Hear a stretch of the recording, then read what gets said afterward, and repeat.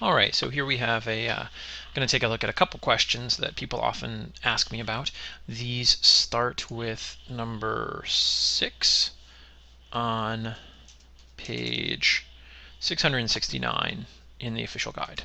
So again, always a good idea to follow along in the official guide. I have put all the information up here, but the drawings are better in the guide. And again, that's where all the other questions are too. So hopefully you're just coming to this after you have tried these, and if you maybe had questions.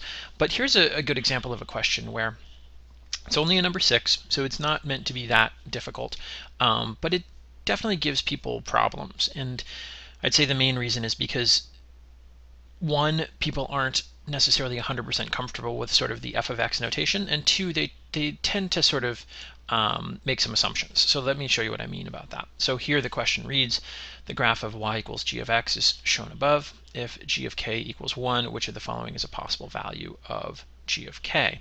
And then we have our options. A is negative 1.5, b is negative 0.5, and then 1, and then 1.5, and then 2.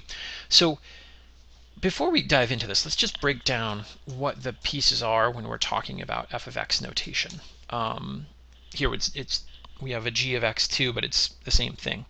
Whenever we have f of x, it's important to think about the idea of what do the pieces mean. We have this piece in here, which is, x. And you really want to sort of think about that as that's the x value. And too often people kind of see this and they think that the regular rules just go out the window. There's still an x value, there's still a y value. Obviously this on the other side of the equation is the y value. But it is important to think about them separately. And then what people often forget is that sort of this whole piece here is also the y value. So we've got sort of the x value going inside the parentheses, the y value is what the whole thing equals, and the y value is the entirety of the stuff on the left-hand side of the equation. So with that said, let's go back and sort of try to approach this question in a more direct way. The second sentence reads, if g of k equals 1. So they're basically telling me there what? Well, they're telling me that the y value is 1, right? We don't know what's inside the parentheses yet. It's just a k, it's an unknown, but we do know what comes out. So we want the y value to be 1. Okay, well, what does that mean when something has a line has a y value of 1? It basically means that it's somewhere on this red line here, right? If the y value is 1, 0, 1, it would be right here. 10, 1 would be somewhere out here, but we would still be on this same red line. And so they're basically asking me where does that intersect the black line they've already drawn, which is great because then most students will say, well, look, it can be at negative 1. And it certainly can, right? If the x value is negative 1, then the y value is positive 1, and that's good. So then we'd look through the answers and we go, oh, darn it, it's not in there. There is no negative 1. Okay, well, it looks like it also works at 0. Which is true. 0, 1 would be in there, but again, not in the answer choices. And this is where some students who get this far get frustrated because they think, well, 1 is there and 0 is there, but nothing else is going to work. And then you can see where the assumption part comes in. What are they assuming? They're assuming that we're dealing with integers every step of the way here. Because look at the rest of this value here, sort of in between. Totally would work anywhere in there, and that's why at the end of the day the answer to this question is B as in boy, right? If my x value is negative 0.5, then the point would be right here, and that point is negative 0.5, 1, which meets the requirements that I'm looking for nicely. So again, you can see here that sometimes we get a little confusion on what exactly is going on with f of x, and sometimes people forget that not every number is an integer. If the question had said which integer, then great, then we can deal with it that way. But it doesn't. It just says what is a possible value of k. Another possibility, we could have plugged in the answers here, right? We could have said, all right, let's see what happens when the x value is negative 1.5. Let's see what the x value is when it's negative 0.5. Let's see what happens when the x value is 1 and 1.5 and 2. So again, always multiple ways to approach it. Definitely an important thing to remember. All right, let's quickly take a look at another problem. This is number 8 on this from the same section. So just 2 questions later, still on page 669. in the xy coordinate plane, the center of a circle has coordinates 3, -7.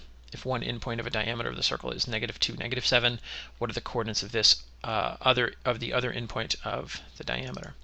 And again, people often sort of sit and stare at this one and say, well, I have to know some formula for, opposite endpoints of a diameter or whatever. And a lot of students leave this one blank. And really, this isn't one that pretty much anybody should be leaving blank. Why? Because if you can draw and label this, you are way ahead of the game. I'm going to draw it like this because I kind of know where we're going. But the bottom line is always stop and draw before you worry about the complexities of a question. Draw and label a figure. And then see what happens. So here we know that the center is at 3, -7. All right, so 1, 2, 3, 1, 2, 3, 4, 5, 6, 7. Okay, so our center is like right here-ish. And then they tell us that one of the endpoints is at -2, -7. So 1, 2, and you can see that we are sort of, our circle is going to look roughly like that. That's not too bad. It's a pretty good estimation. Again, when you're drawing this on your page, take your time. You don't have to be perfect. You don't have a compass and a ruler, but draw it carefully. Okay, so now it becomes so much easier to see what's going on. They're asking us for the endpoint of the diameter. We know that one point is there, and one point is going to be somewhere over here. We don't even have to sort of determine that to go to the answers. One thing to always remember is, the answers are information too. People often forget that, hey, take a look at the answers and see what's going on.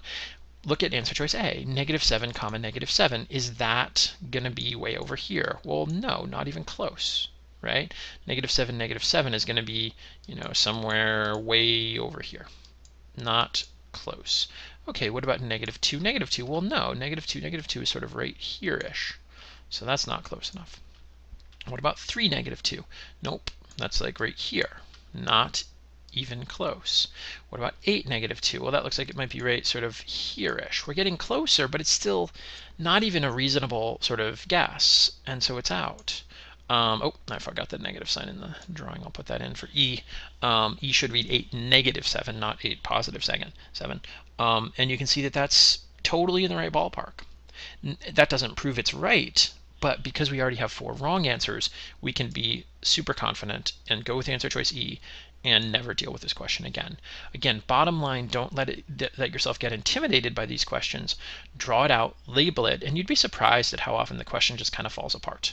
You don't need to approach every question as though it's it's a super mathy question where you need to either know the equation or you don't.